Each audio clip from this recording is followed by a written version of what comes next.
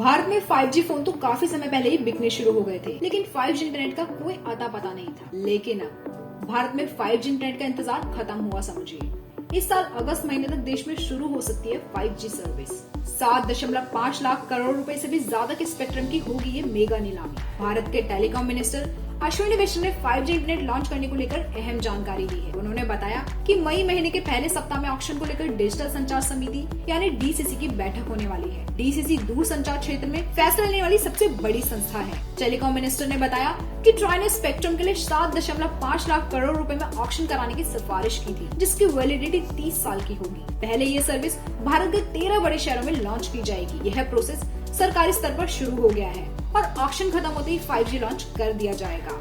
आइए पहले देखते हैं कि G जनरेशन का शुरुआत से सफर कैसा रहा और किस जनरेशन से क्या बदलाव आए हैं। क्या होता है इंटरनेट का G जनरेशन? इंटरनेट को लेकर यूज होने वाले G का मतलब जनरेशन होता है। जैसे पहले जनरेशन के इंटरनेट को 1G कहते हैं, उसके बाद वाले जनरेशन को 2G, उसके बाद 3G, उसके बाद 4G और अब 5G। 1G जनरेशन इंटरनेट साल 1979 में शुरू हुए इंटरनेट को कहा गया था, जिसका विस्तार 1984 तक दुनिया भर में हुआ था। 1G जनरेशन इंटरनेट एक एनालॉग टेलीकम्युनिकेशन था। 2G इंटरनेट 1991 में लॉन्च हुआ। 1G की तुलना में 2G इंटरनेट की ज्यादा स्पीड थी। एक तरफ जहां 1G की स्पीड 2.4 kbps यानी 2.4 किलोबाइट पर सेकंड थी, वहीं 2G इंटरनेट की स्पीड अब बढ़कर 64 kbps तक हो गई थी। 2G के आने से टेक्स्ट मैसेज का जन्म हुआ। इसके बाद सन 1998 में विश्व में पहली बार 3G ने दस्तक दी, लेकिन भारत में तो ये बहुत बाद में आया। 3G के आने से मोबाइल और वायरलेस इंटरनेट कनेक्शन ने रफ्तार पकड़ी। फिर सन 2008 में आया 4th जनरेशन इंटरनेट यानी 4G। इसने IP ब्रॉडबैंड और क्लाउड कंप्यूटिंग को जन्म दिया। इसके आने से Amazon जैसी क्लाउड सर्विसेज में काम करने वाली कंपनियों ने काफी मोटा प्रॉफिट कमाया। विश्व के विकसित देशों में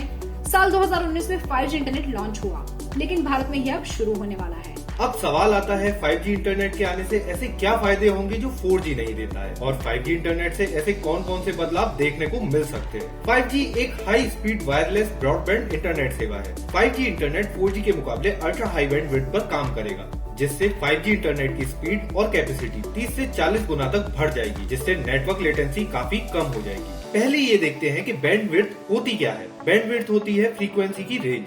कोई भी कम्युनिकेशन, चाहे वो मोबाइल हो, टीवी हो या रेडियो हो, इन सब की अपनी एक फ्रीक्वेंसी की रेंज होती है, जिसे हम बैंडविड्थ या स्पेक्ट्रम कहते हैं। जैसे हम बात करें रेडियो मिर्ची की, जो कि एक FM रेडियो चैनल है। ये रेडियो मिर्ची काम करता है 98.3 मेगाहर्ट्ज फ्रीक्वेंसी पर। अब आप देखेंगे कि ये 98.25 से 98.35 मेगाहर्ट्ज तक आपको सुनाई देगा। तो ये इस रेडियो चैनल की बैंडविड्थ हो गई। और जिस मिनिमम से मैक्सिमम फ्रीक्वेंसी रेंज तक ये रेडियो चैनल हो सकते हैं, उसे कहेंगे हम स्पेक्ट्रम। अब गवर्नमेंट एजेंसी उस फ्रीक्वेंसी रेंज को उन रेडियो चैनल्स के लिए फिक्स कर देगी और किसी दूसरे चैनल को उस फ्रीक्वेंसी रेंज को इस्तेमाल नहीं करने देगी। इसके एवज में गवर्नमेंट एजेंसी इन चैनल से इसकी फीस लेगी, जिसे स्पेक्ट्रम की नीलामी कहा जाएगा।